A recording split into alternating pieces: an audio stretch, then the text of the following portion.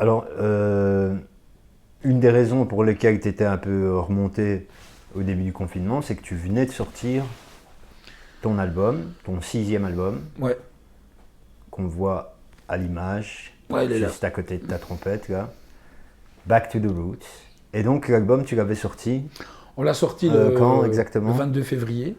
Oui, donc même pas un Non, mois on n'a rien avant. senti venir. Ok. Tout allait bien le 22. On a eu notre attaché de presse à Paris, Xavier, a fait la promo sur Internet, c'est-à-dire c'est tous des magazines en ligne, Numérique, ouais. numériques, ouais. Et on a eu pendant 4 mois plein de chroniques super positives sur l'album. D'ailleurs, on peut les retrouver sur Internet. Donc j'étais hyper content les premières semaines, des articles, des articles, des articles.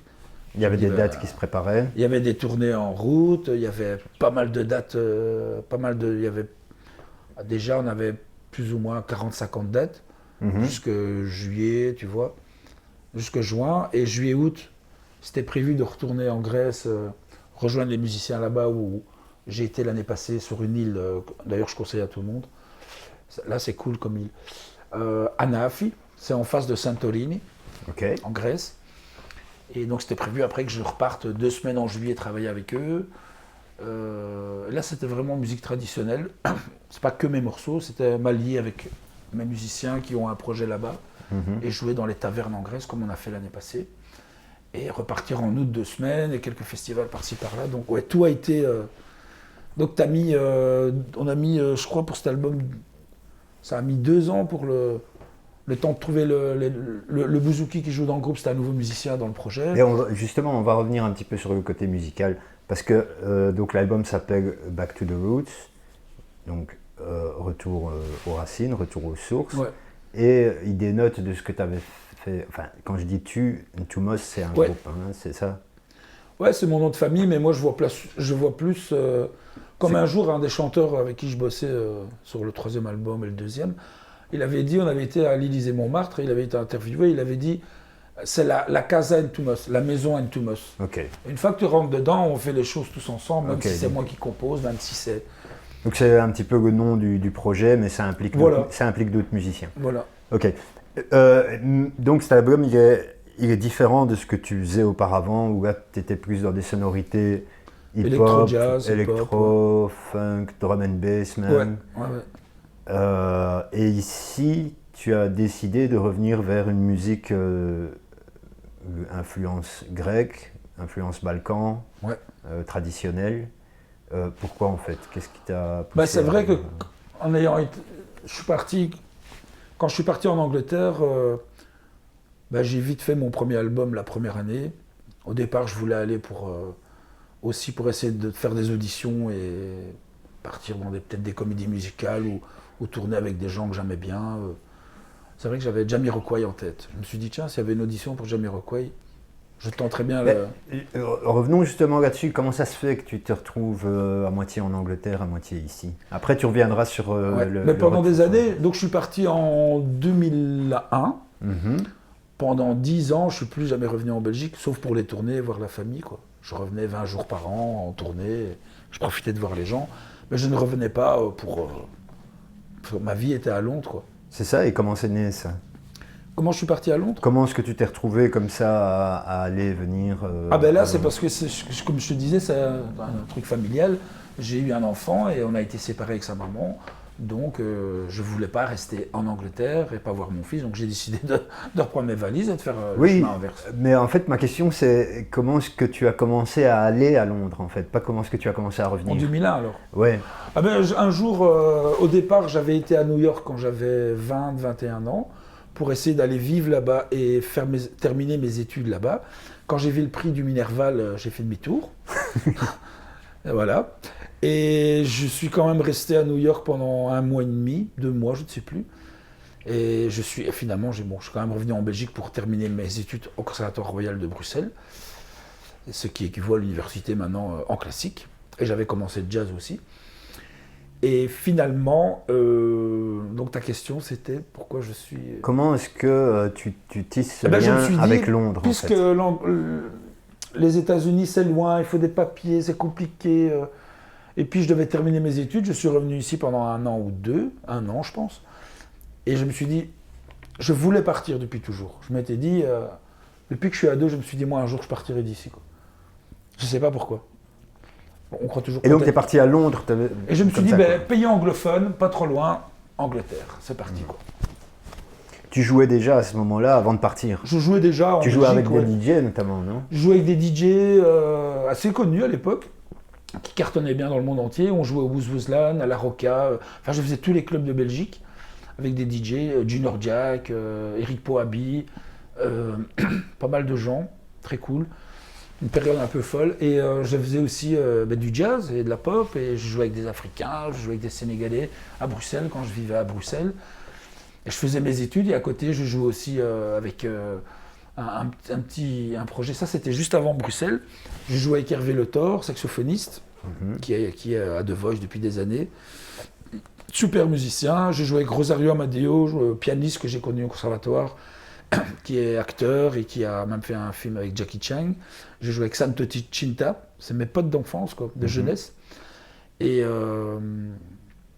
donc ça, c'était sur Mons. Et ouais, ça, je jouais déjà en Belgique. Et je jouais avec Daniel. J'ai eu la chance aussi d'être pris sous l'aile de Daniel Romeo, Eric Lénini. Enfin, c'était un peu mes mentors, encore maintenant d'ailleurs. Les grands frères, comme on dit. Ceux avec qui tu peux apprendre et évoluer.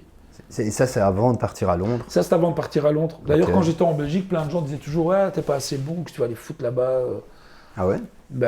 Je me suis toujours dit, bosser mon instrument ici, c'est ce que je leur disais, ou bosser là-bas en Angleterre.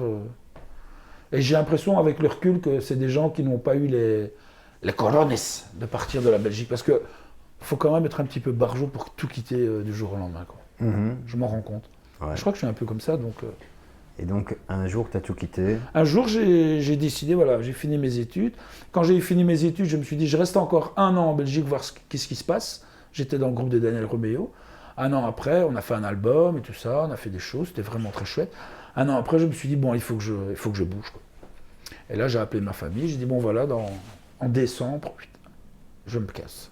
Et tu es parti à Londres à l'aventure, comme ça? Ouais. En pensant que je parlais l'anglais, mais je ne parlais pas vraiment. C'était speaking English. C'est là-bas que j'avais tu fait t'es des cours du soir pendant 1 an. Donc tu dis, j'arrivais là-bas, ça va aller, quoi. Je ne comprenais rien du tout à ce qu'on me disait. Ouais, bah oui. Mais rien du tout, hein, quand je te dis rien. Heureusement, malheureusement, il y a une grosse communauté de Français à Londres. Et malheureusement, pour évoluer dans la langue, les premiers que j'ai connus, c'était des Français, quoi. 2 producteurs avec qui j'ai été très fort. Je suis très attaché pendant des années, et même si maintenant je ne les vois pas, parce qu'il y en a un qui est parti, Freddie McQueen en Italie, et l'autre qui est toujours en Angleterre. Mais voilà, c'est des gens qui m'ont apporté énormément. Ça a été une rencontre vraiment chouette en Angleterre. Ok. Et de là, donc, tu es resté toujours attaché et tu as continué à faire des allers-retours? Oui, et donc, depuis cette histoire de famille de séparation, je suis revenu en Belgique. J'ai trouvé une maison au départ ici. Pas à la Louvière, c'était à Péronne. Et après 1 an, je ne me plaisais pas du tout. Je suis parti de là et j'ai trouvé à la Louvière. Ok. Il fallait que je sois près de mon enfant. Mais en même temps, il fallait que je continue je sais pas, mon rêve. Ton chemin.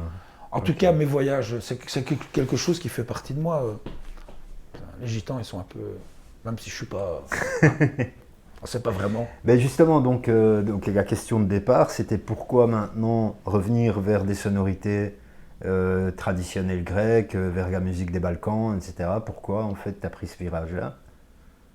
En fait, depuis que je suis petit, donc du côté de mon papa, quand on va dans les fêtes grecques, en Belgique ou en Grèce, tu as toujours les oncles qui font « fais de la musique ton fils, joue un morceau, joue un morceau. » Mais moi je joue du jazz et du classique, donc je ne sais pas jouer de morceau, quoi. Et alors, depuis des années, je me dis, c'est quand même fou. Et j'ai toujours entendu la musique grecque à la maison, Balkan, mon papa, il chante, il écoute. Et je sais pas pourquoi, je pense que dans la tourmente de l'Angleterre, t'arrives là-bas, t'as 25 ans, t'entends, c'était drum and bass à fond, hip-hop, raga, reggae, enfin, il y a de tout là-bas, c'est un truc, ça brasse de culture de fou. Je me suis dit, donc j'étais dans mon trip musique électronique, ouais, je vais faire ça avec des musiciens, ça va être terrible, et voilà, un peu... C'était pas le moment, peut-être à cette époque-là, de le faire. Il a fallu que je fasse tout ça pour faire une rencontre en Belgique, en revenant un jour d'un voyage, je rencontre un pote à moi que j'avais plus vu depuis très longtemps, Grégoire Tirtiot, saxophoniste belge, excellent. J'avais joué avec son frère à l'époque, Yvan Tirtiot, et je lui dis, oh, j'aimerais bien trouver un maître, réétudier dans les Balkans, ou je sais pas, tu connais pas. Et il me dit, ah, je connais un trompettiste grec. Il m'en parle, je connaissais un petit peu. Après, je me suis dit, non, j'ai envie de... Il me dit, sinon, il y a Nicolas Hauser, qui est un violoniste qui vit à Bruxelles, qui est à moitié en Roumanie, dans un village gitan depuis des années, et qui brasse les Balkans depuis toujours. Et ils organisent des stages avec un musicien gitan qui vit dans son village à Beïkadejos, Marcel Ramba. Tu connais, il me dit. Je dis non, je ne connais pas. Mais moi, rien que d'entendre ça, village gitan, Marcel Ramba, virtuose du violon, Nicolas Hauser, parce que je ne connaissais ni d'Ève ni d'Adam. J'ai dit, donne-moi les infos, j'y vais. Ah mais tu sais pas, c'est qui, c'est pas grave. J'y vais, je fais confiance. Si tu m'as dit que c'est bien, ça doit être terrible, quoi.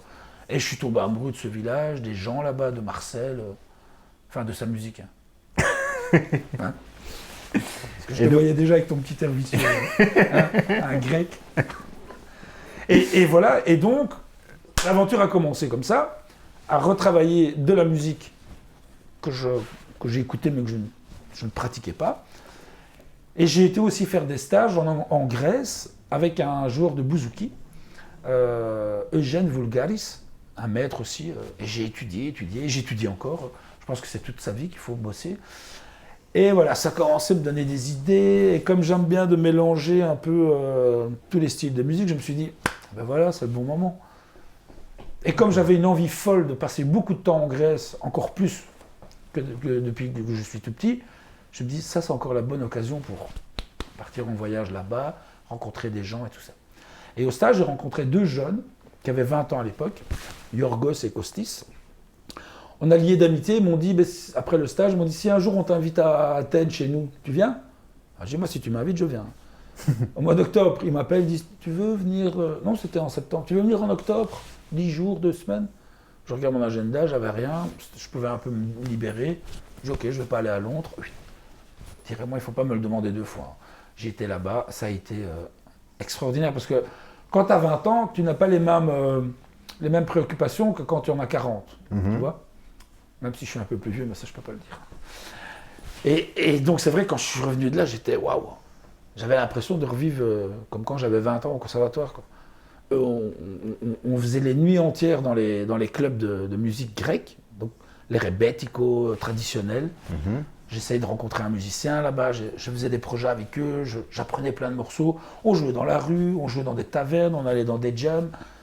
On jouait et en même temps, j'essayais de rencontrer, de trouver ce fameux bouzouki, que je ne trouvais pas depuis très longtemps.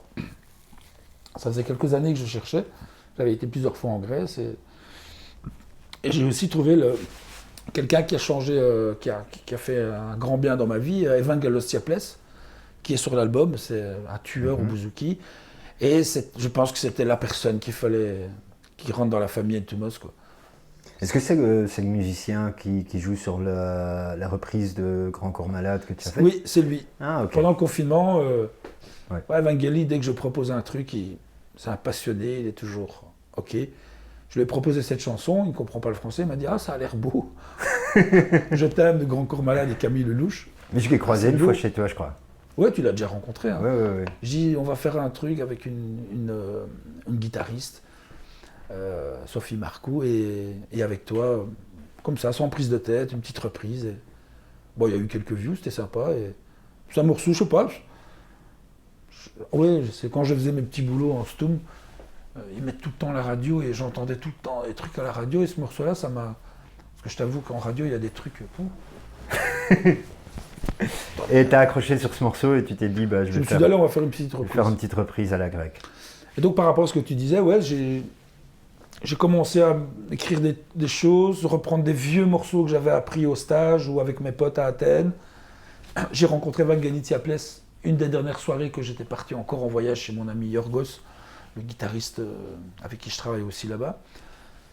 Et finalement, ça s'est fait avec Evangelos. Bon, si tu veux, je peux t'expliquer, c'est encore une longue histoire, mais...